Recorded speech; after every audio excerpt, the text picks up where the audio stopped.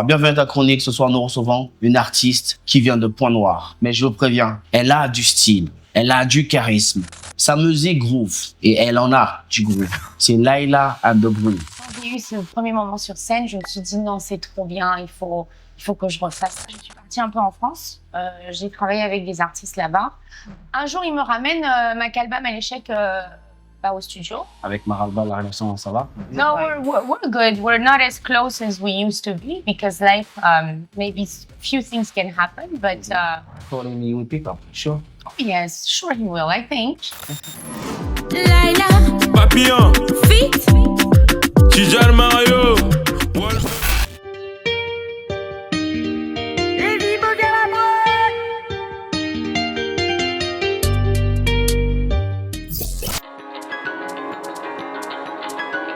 Laila in the mood. C'est choquant, j'ai choqué, le choc est choquant. Try to set an example of future generations of women. Bonsoir Laila. Comment ça va? Très bien, et toi? Ça va. Je tiens à te remercier personnellement au nom de moi et mon équipe d'avoir accepté notre invitation et d'être là présente. Depuis décembre, on a essayé de t'avoir, mais on avait bouclé l'année, on ne savait pas comment te joindre. Mais comme on dit, le hasard fait des choses. Te voilà en face de nous. Exactement, et le plaisir est partagé également. Merci. J'ai une question avant de commencer. Tu sais, comme je t'ai expliqué l'émission en off, mais pour commencer, j'ai des punchlines que je vais te lire, que tu as écrites, mais j'ai adoré. Parce que c'était violent. Te connaissant, tu es une chanteuse, mais tu rappes aussi. Mais tu as écrit des punchlines violents. Je te cite. Le game est sali, je viens de nettoyer, après ils ont tous saigné du cul. C'est moi qui comprends le texte, je me dis ça a double sens. Déjà quand on traite souvent les gens dans ce milieu où les hommes font un peu des choses un peu sales. Et le texte là, j'ai aimé cette punchline là. Il y a une autre punchline que tu as citée, on va revenir, mais je te cite quand même. Ce sont des poids plumes, pas besoin de les peser. Dis-moi, quand tu écris ce genre de texte là, tu es dans quel état d'esprit? Bah écoute, on dit un peu les choses telles qu'elles sont en fait. Uh-huh. Après, il y a une manière d'interpréter aussi les choses. Et je pense que la musique, ça reste... Est-ce que c'était visé? Non, visé envers une personne, non en particulier, mais envers, oui, peut-être généralement, on va dire. Souvent général quand on chante des choses comme ça. J'ai regardé un peu tes interviews que tu as faites. J'ai vu que tu as commencé la scène à l'âge de 9 ans. Oui. C'est comment à 9 ans on monte sur scène? On n'a pas déjà, moi à 9 ans, monter sur scène, chanter au milieu en plein public comme ça, c'est stressant quand même.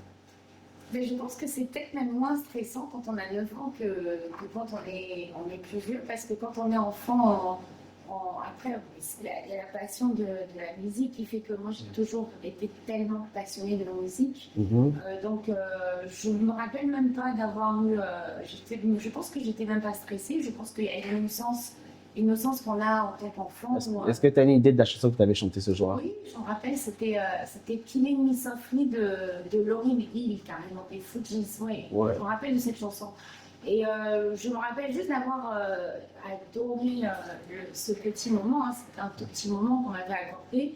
Mais je pense qu'en tant qu'adulte, j'ai certainement plus eu le trac avant de monter sur scène que quand j'avais 9 ans. Est-ce qu'en ce moment-là, quand tu étais sur scène à 9 ans, tu te disais que c'est ce que je ferais plus tard ou c'était juste, je pouvais le faire, je le faisais, on m'a demandé de monter sur scène? Est-ce que tu avais une idée? C'est là où dès que j'ai su, je savais que j'aimais beaucoup la musique, je savais que j'aimais chanter, mais quand j'ai eu ce premier moment sur scène, je me suis dit non, c'est trop bien, il faut que je refasse ça. Et c'est à ce moment-là, je pense que j'ai vraiment su que je devais faire de la musique en fait. Tu disais dans une interview que tu as grandi dans une famille où il y a beaucoup de musique, il y a beaucoup de mélange et tout ça, que papa écoutait beaucoup de la rumba et d'autres musiques aussi, maman avec le côté, il y avait beaucoup de salsa. Ouais. Est-ce que tout ça, faisait partie d'une influence? Est-ce qu'il t'a influencé ça sans le vouloir? Oui, je pense que oui. Je pense que déjà, il y a un petit côté qui est dans le sang. Je pense, hein. Enfin, moi je parle de mon expérience à moi. Je pense que la musique, il y a un côté qui est dans le sang. Après, effectivement, le fait d'être influencé par une famille qui est... Quand on écoute de la musique tout le temps, le matin, le dimanche, il y en a qui vont à l'église. Nous, c'était à 6h du matin, papa, il mettait de la musique et ça nous énervait même parce qu'on n'arrivait pas à dormir le matin. Et moi, je pense que ça influence définitivement. Et le fait que je pense que la flexibilité que j'ai, la polyvalence que j'ai aussi à m'adapter à plusieurs styles de musique, je pense effectivement que c'est aussi lié au fait que j'ai été exposée à plein de styles de musique depuis toute petite. Voilà. Oui, je pense que ça fausse. Et tu dis en 97, malheureusement la guerre au pays, tu es obligé de quitter le pays, te retrouver au Canada, Ouais. tu fais tes études là-bas, tu rentres avec un diplôme. Mhm. Et quand tu rentres, tu viens avec l'idée de la musique ou c'est pour, j'ai appris chez les Blancs, je reviens dans mon pays pour redonner ce que mon pays m'a redonné. C'est quoi l'idée que tu rentres? En fait, c'est toujours la musique. Hein. Je suis partie du Canada, j'ai fait mes études. Après, je suis partie un peu en France. J'ai travaillé avec des artistes là-bas. Après, c'est juste pour une question de titre de séjour. Il fallait que je sorte du territoire français pendant quelques mois. Sinon, après, c'était plus légal. Donc, je suis venue au Congo. Encore une fois, j'ai rencontré les gens. Ça a toujours été la musique, en fait, hein, qui m'a guidée dans les choix de lieux où je vais, dans mes choix de vie. Par contre, en venant à Pointe-Noire, j'ai quand même compris un truc tout de suite. J'ai dit, il faut quand même que j'essaye de me mettre d'abord, de sécuriser d'abord. Donc, j'ai quand même commencé une carrière dans le domaine de la logistique pétrolière. Et je me suis dit, la musique, il faut avoir les moyens d'être autonome. Bien sûr. Parce que bien sûr. sinon, ça peut être très vite dangereux. Et c'est là qu'on peut être emmené à faire des choses qui n'iront pas forcément dans le cadre des principes et de l'éducation qu'on a reçus. Donc, en gros, oui, la musique a toujours été un peu mon facteur. Enfin, c'est ça qui me guide. Mais à côté, il y a eu aussi d'autres parcours de la vie qui ont fait que je n'ai pas fait que de la musique non plus. Exactement. Laila, c'est ton prénom. Oui. And the Groove.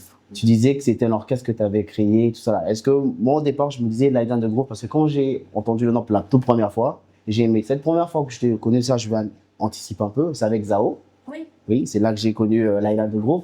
Je me suis dit, c'est peut-être tu surfais sur la vague un peu comme Christine and the Queens, ce genre de style-là.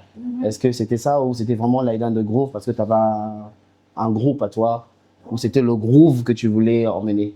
Non, c'était très simple. C'était que, à la base, j'avais monté un orchestre parce que j'avais quelques chansons à moi, mais à l'époque, je faisais des concerts à Pointe-Noire, surtout, où j'interprétais les chansons que j'aimais bien. Et donc, j'avais un orchestre qui n'était pas forcément mon orchestre à moi, mais j'avais un orchestre avec qui on répétait. Et puis, on avait fait le premier concert qu'on avait fait. J'avais dit, mais il faut quand même qu'on ait un nom. Je ne vais pas dire que Laila, parce qu'il y a quand même une équipe derrière. Donc, je me suis dit, allez, vas-y, on va mettre ça comme ça, and the Groove. Hein. C'était vraiment comme ça. Et puis après, quand on a commencé à faire quelques concerts, on se rendait compte que ça marchait bien, ça plaisait bien à la scène à Pointe-Noire. Après, quand on a décidé de faire, de partir sur l'album, on avait enregistré ensemble avec cet orchestre, bah, c'est resté Laila and the Groove. Ouais.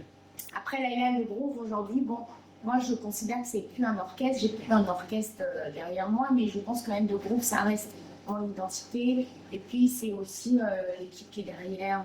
Un artiste n'est jamais seul, donc on va dire que quand on dit Laila and the Groove, bah, c'est tout ce qu'il y a derrière, toutes les personnes qui sont avec moi. On va dire qu'on les consolide tous dans ça. En fait. Ouais, exactement.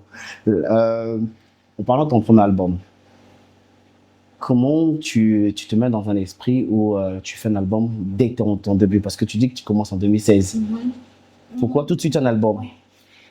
Ben justement, parce que je savais que moi, je voulais avoir mon album et je voulais avoir, j'appelle ça mon album de cœur en fait. C'est ce que tu disais, oui. C'est vraiment, c'est l'album que j'ai tout composé moi-même. Enfin, la partie musicale, bien sûr, était faite avec Yoann Babin qui avait la direction artistique. On a fait ça complètement, tout était live hein, sur cet album. Pas beaucoup d'autotune, c'était vraiment, moi je m'étais dit si je décide de me lancer professionnellement dans la musique, je sais qu'il y aura un moment où je ne pourrai pas choisir, je ne pourrai pas décider de tout. Donc je m'étais dit je préfère lancer mon album, j'avais plein d'inspirations dans ma tête que je gardais depuis des années, des chansons que j'avais écrites depuis que j'étais toute petite. Et je m'étais dit c'est mon album, c'est moi la boss de cet album, c'est moi qui décide ce qui va sortir, ce qui va pas sortir. C'est moi qui ai tout écrit, j'ai écrit tous les textes, j'ai tout fait. Et en fait, je me suis dit, je sors cet album parce que je voulais juste avoir cet album, avoir le CD. Tu sais, maintenant, c'est révolu, hein, mais il y a encore 5 ans. Donc les CD, bien sûr. Ouais. Et donc, j'ai sorti cet album parce que c'était mon album de cœur et je savais que après cet album, je ne serai plus maître de tout ce que je décide de faire dans ma carrière. J'essaie de regarder sur Internet pour retrouver l'album, mais j'ai retrouvé qu'il y a des morceaux qui étaient un peu détaillés, chacun de son côté. Est-ce que la chanson avec Zao fait partie de cet album? Oui, c'est dans l'album Constellation. Justement. Oui, voilà. C'est justement parce que je trouvais que ça ressemblait vraiment à les chansons que tu as chantées dans Constellation, parce que tu mettais vraiment en valeur ta voix, tu étais atteinte des notes, tu faisais vraiment... c'était vraiment très live. Et même là, William, quand il écoutait, il me disait, mais pourquoi il rappe? J'ai dit, bon, on va lui poser la question. Je ne fais que rapper. On va rapper. Voilà. Maintenant, après Constellation, tu enchaînes des morceaux, notamment la série de freestyle, round 1, round 2. C'était pourquoi? J'arrive comme une start-up, le codage est complexe. La la ennemi. C'est choquant, j'ai choqué, le choc est choquant. En fait, après Constellation, donc il y a des rencontres qu'on fait, on rencontre des gens. J'ai rencontré Lévi Bovi qui était venu pour faire à la base un clip. Oui. En fait, après Constellation, je me suis dit, bon, maintenant, on va essayer de faire un peu de la musique urbaine. Parce que je me suis dit que je pouvais le faire, j'avais envie. Je me suis dit, allez, on va se mettre plus dans la musique urbaine, plus commerciale, on va dire. Et donc, j'ai rencontré Lévi Bovi, on est rentré dans une DA. D'abord, on a fait la chanson Papillon, qui est un peu mon entrée dans la musique urbaine. Et après, on a commencé à travailler ensemble avec Lévi et je lui ai donné ma DA. Il est réalisateur à la base, mais il est aussi beatmaker, il est aussi très visionnaire en termes de direction artistique. Donc, un jour, il me ramène Makalba Maléchek au studio. Oui. Et ça, c'est après Papillon, round 1. C'est juste après Papillon. Juste après Papillon. C'est après Papillon et après Woman. On a fait un feat avec Jason Oui, oui. Comme tu me parlais de rap, je passe déjà ça. Donc on s'est rencontrés avec Makalba, le courant est très bien passé et il m'a écrit cette chanson, il m'a dit tu te débrouilles mais tu vas rapper ça et en lingala, sachant que je parle un tout petit peu lingala. C'est ce que j'allais venir, j'allais arriver là. De mieux en mieux, mais il y a 4 ans, je parle encore moins bien. Veri, la fite ma seke, ya kambeli mbeli. Nzoto a poupée, même batanet déraillement à train. Oh, mais comme magie est alliée, oh, poula. Donc on est parti dans cette aventure de Moissia Bamettre avec Makalba. Oui. Et au final, c'est une bonne aventure. Ça m'a permis en fait d'être connue au grand public congolais plus rapidement que si j'étais restée dans ce que tu faisais. Constellation et tout ça. Et après, quand on a vu que... Moi, je rappais toujours quand j'étais petite, mais je rappais plus sous la douche. À la base, je suis une chanteuse. Mais j'ai toujours rappé aussi. J'aime beaucoup le rap aussi. J'aime la musique. Ok. Bref. Et donc, quand Moissia Bamettre MPM, on a vu l'impact que ça a donné, on s'est dit, on reste sur le rap pour l'instant. Donc, c'est comme ça qu'on est parti sur cette série de freestyle round 1 et round 2. Il n'y a jamais eu de round 3. Peut-être qu'il y en aura un jour. Peut-être, je sais pas, parce que je sais qu'à cette époque-là aussi, il y avait beaucoup de clash, les histoires entre vous, les games féminins, disaient que ça se disait, ça se taquinait, on regardait un peu partout sur Internet. Est-ce que tu t'es... Mais moi, je ne suis jamais dans cette histoire-là. Ouais. Mais bon, quand on lisait les textes, on se disait que peut-être c'était visé, c'était destiné à quelqu'un.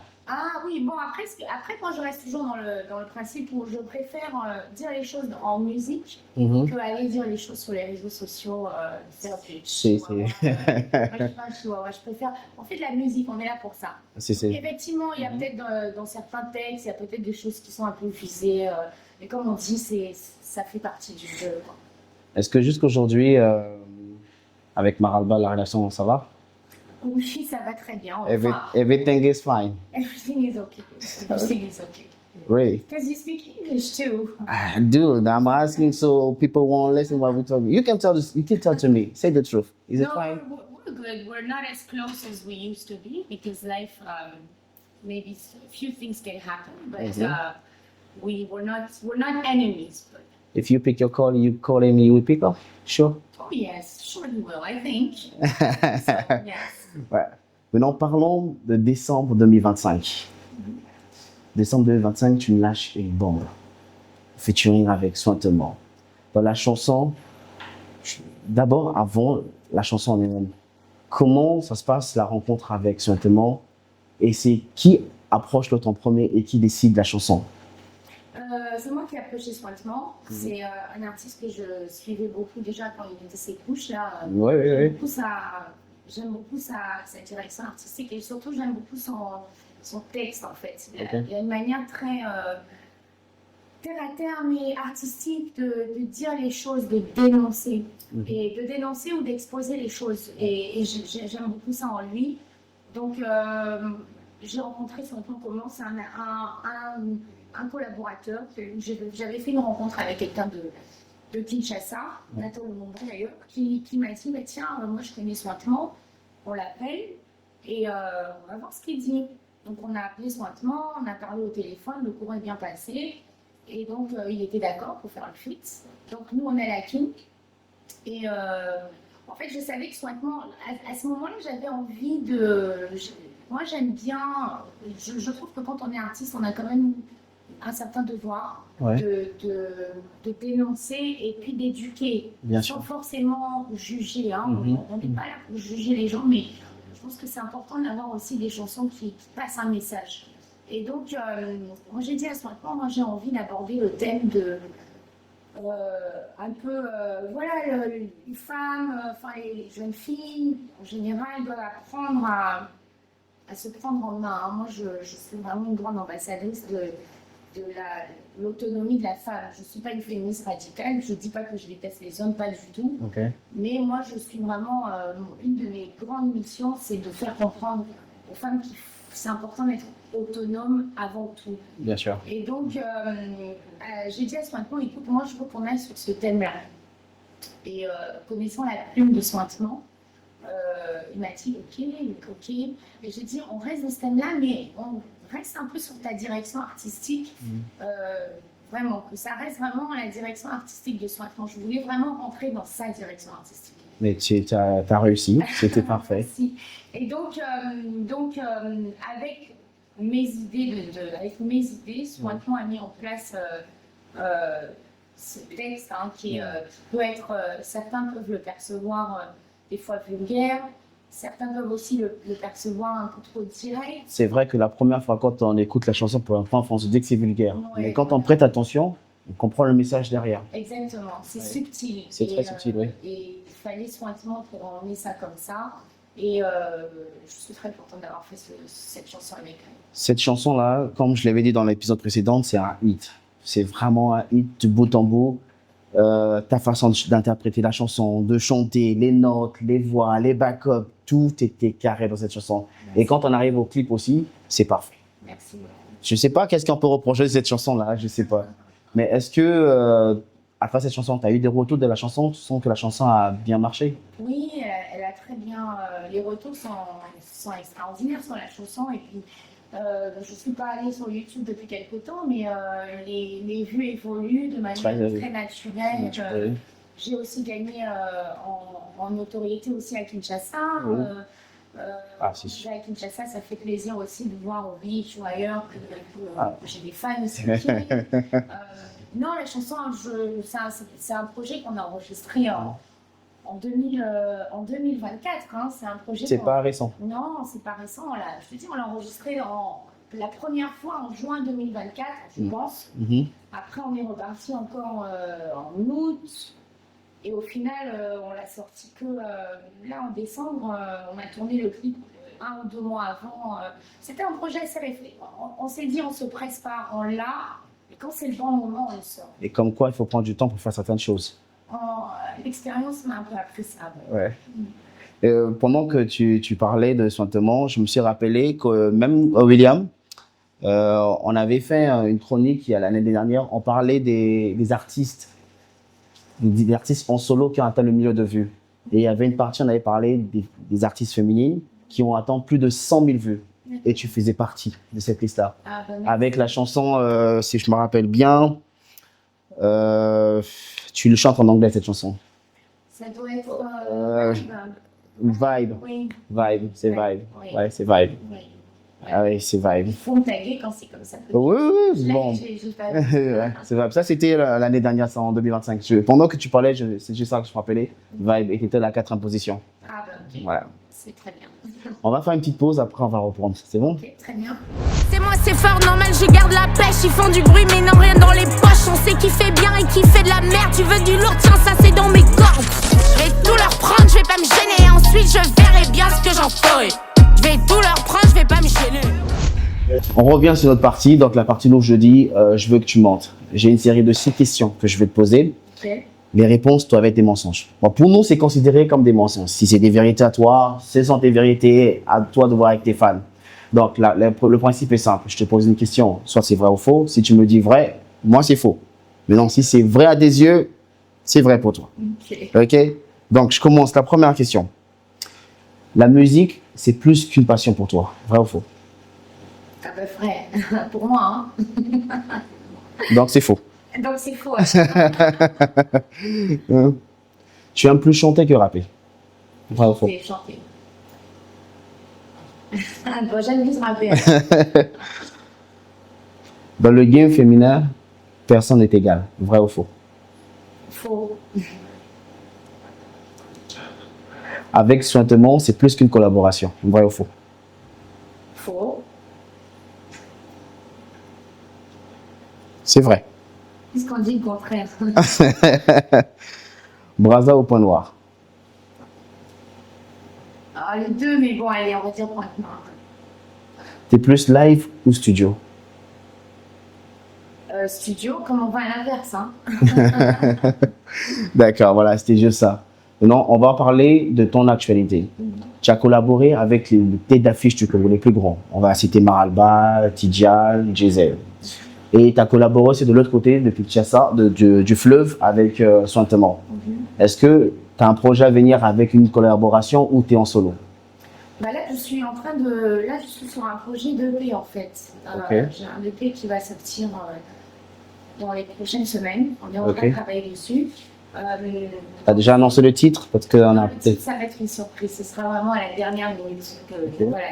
Mais moi, je suis pas encore sûre du titre. Parce qu'on est encore en train de discuter. Là, j'ai décidé donc de faire un featuring. On change un peu la donne. On essaye de donner la force un peu à la génération qui nous suit. Donc là, j'ai un featuring avec Ralph Lacasse, c'est un artiste de Croix-Noire, Ouais. un artiste montant, plein de talent. Donc on a ce featuring avec le peu qu'on a, qui va être un peu l'annonce de l'EP. Ouais. J'ai également un featuring sur cette EP avec l'artiste Jessie Satella. Je sais que ça va, je sais que Donc ça va être ça en termes de collaboration. Mes prochaines collaborations, on en est là. Il y a une chanson qui a été enregistrée avec Jessie B aussi, Oui. mais c'est son projet à elle, c'est pas le mien. En tout cas, en ce qui concerne mes projets, j'ai un EP qui sort très bientôt avec 2 collaborations dedans. Est-ce qu'il y a déjà un morceau, un single que tu as prévu sortir déjà ou tu vas lancer tout en même temps? C'est encore une surprise, mais pour l'instant, on a avec le peu qu'on a qui circule sur les réseaux sociaux, Oui. en collaboration avec Ralph Lacasse. Donc, pour l'instant, on va dire qu'on reste focus sur ça. Est-ce qu'il y a un clip de prévu toujours? Oui, on a un clip, on a fini de tourner avec Ben Scott. Tout le projet est réalisé par Ben Scott. Je lui ai fait confiance, c'est la première fois qu'on travaille ensemble. Ah oui. Donc, c'est lui qui prend toute la partie image de l'EP.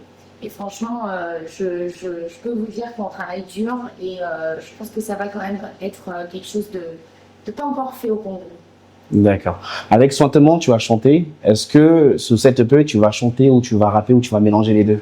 Je ne rappe plus pendant un moment. Vous ne me verrez plus rapper. Je laisse la place. Aux Je autres. laisse un peu la place. Je chante. Là maintenant, je mets en valeur, je mets en avant Laïla, la chanteuse, la vraie Laïla. Et dedans, généralement, la question sur la composition, les artistes le prennent souvent mal. Est-ce que tu composes toujours toutes tes compositions ou tu fais appel aussi? Je n'ai aucun qu'on appelle ça, aucun complexe à ce sujet-là. Je sais écrire, je parle très bien la langue française et la langue anglaise, je les maîtrise très bien, mais je n'écris pas bien en termes de musique. Donc moi, je peux dire que 90% de mes textes ne sont pas écrits par moi. J'ai la chance d'avoir une équipe de malades mentaux. On est très nombreux au studio quand on compose des chansons. Je donne l'idée, bien sûr, l'idée vient de moi. Mais non, moi, je n'écris pas mes textes et je suis très contente d'avoir des gens très talentueux qui le font pour moi. Et moi, je fais en sorte d'interpréter ces textes-là pour que ça reste ma touche et mon identité. Est-ce que l'absence des grands noms sur ton EP est due à des problèmes de relation ou c'est juste les choix artistiques et de ta direction artistique de toi-même? C'est vraiment une question de direction artistique. Moi, je n'ai aucun problème avec aucun artiste au Congo ou ailleurs. Bien au contraire, j'encourage tout le monde à exceller. Ah, ça c'est bref comme réponse. C'est direct, c'est répété, c'est préparé. Pas du tout, non, pas du tout. Mais non, il n'y a aucun. Non, comme tu dis, j'ai fité avec, on va dire, les grosses têtes du Congo. Bon, aujourd'hui, je préfère donner de la force ou donner, fitter, prendre un peu, changer un peu la donne plutôt que d'aller encore chercher des grosses têtes pour cette EP-là. Non, moi j'ai voulu fitter avec Ralph déjà parce que c'est une touche complètement différente et nouvelle. Cette jeune génération qui est en train de venir en flèche d'ailleurs, je pense qu'il faut les encourager puis il faut tout faire pour leur donner de la visibilité aussi. Donc non, pas de problème avec personne, juste c'était ça la direction artistique, le choix de mon équipe et pas que de moi d'ailleurs. Et ça, je le salue parce que je sais que c'est vrai parce que tu l'avais fait sur un morceau à toi, Mbote Dolezi, je crois. Oui. Mbote Dolezi, où tu avais pris des gens comme ça, tu avais mis dans le clip. Et il y a même une chanson avec le groupe Maza. C'est Maza, je pense. Maza Non, moi j'ai fait, c'est pas même ça, j'avais fait un challenge où j'avais eu 6 ou 7 nouveaux talents, on va dire. Il y avait Zerké dedans d'ailleurs, il y avait Altipi aujourd'hui qui sont. Oui.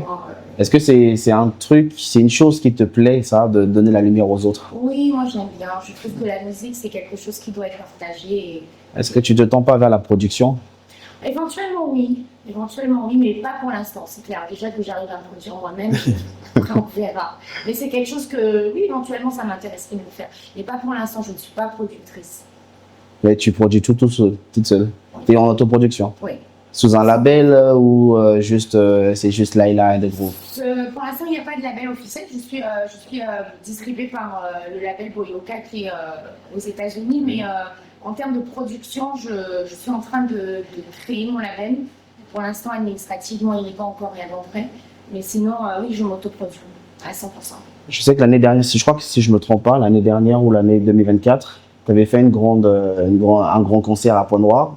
On avait vu depuis nous à Brazza ici, on ressentait l'engouement de concert. Est-ce que cette année-ci, tu as quelque chose de prévu dans ce sens? Une autre scène à jouer? Pour l'instant, honnêtement, non. En fin d'année, certainement. On est d'abord en train de travailler. On a fait pas mal de trucs à Pointe-Noire en termes de concert.